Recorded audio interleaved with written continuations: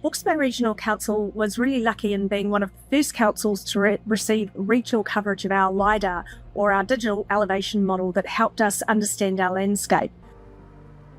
The LiDAR project that we've just completed is the outcome of a long-standing partnership with Hawke's Bay Regional Council in various areas of land resources science. The idea was to set up a selection of tools that would help us use our LiDAR information better.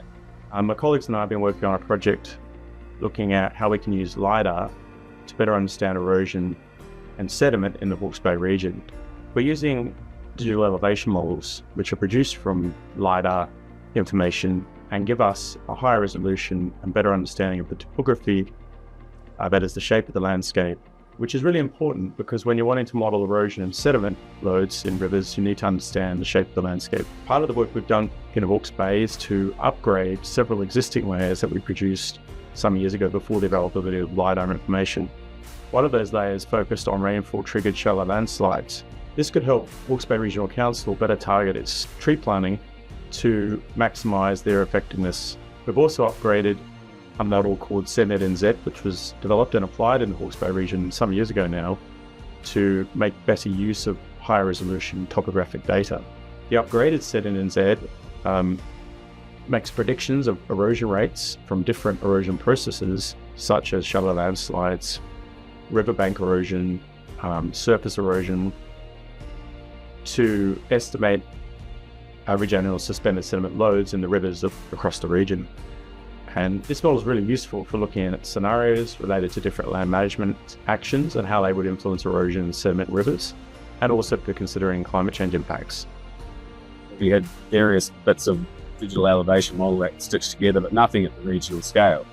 I've been using Hawke's Bay's new LiDAR elevation model to look at the slope of the land and how that varies across the landscape. Slope is a really important influence in the landscape. It affects the movement of water through the landscape, and it influences the risk of erosion. The Hawke's Bay LiDAR is a real step change for us in terms of the detail that we can look at slope with.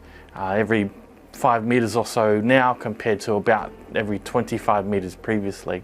One of the key things our work on slope has done has been to refine the data that we use to calculate land use capability and to assist in the implementation of the recent intensive winter grazing rules. This particular land use capability work feeds into highly productive land, as well as it's been used for our future development. So in this project, we're looking at how to make things quicker and cheaper to measure the benefits that trees provide us with. Trees provide many amazing benefits to people. They help provide shade in hot weather, they help store and sequester carbon, and they can help to reduce the risk of flooding. It's quite hard to measure these benefits in the field. It takes a lot of time and a lot of expensive field equipment and field measurements. High-resolution LiDAR data provides an amazing data resource for us because it tells us not only where the trees are in 2 dimensions, but also about their 3D vertical structure. We have built a piece of software to help us analyze high-resolution LiDAR data and estimate the benefits of trees. We have built 7 different models to estimate 7 benefits that trees provide us with in Aotearoa. The software is freely available and anybody can go ahead and download it. We've also written a really detailed documentation that's hopefully easy to understand. We have also applied the models to test them, and we've done that for a region of Hawke's Bay, and we've provided the maps to the Regional Council for their use and decision making. And so far we've already had several uses where, say for example, the shallow landslide susceptibility layer has been used by pastoral farming sector to investigate whether erosion-prone land is after Cyclone Gabrielle. Another layer that has been quite sought after is the land use capability layer. So that one there has been utilised by the future development strategy on where to plan the urban development for Hawke's Bay. And that one has been quite useful to tell where we would see the highly productive land for the region. There's another one too, the intensive winter grazing layer has been used this autumn by the farming community and the land managers to determine where it's not acceptable or it is acceptable. actually have your winter grazing activities.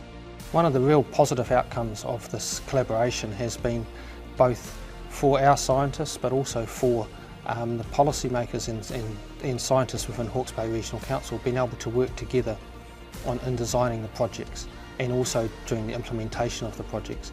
In doing that, both our staff have been able to develop products which are directly applicable and usable by the council straight away, as well as that also the council staff have been able to understand better our science and our science advances and the opportunities that could be arisen from that.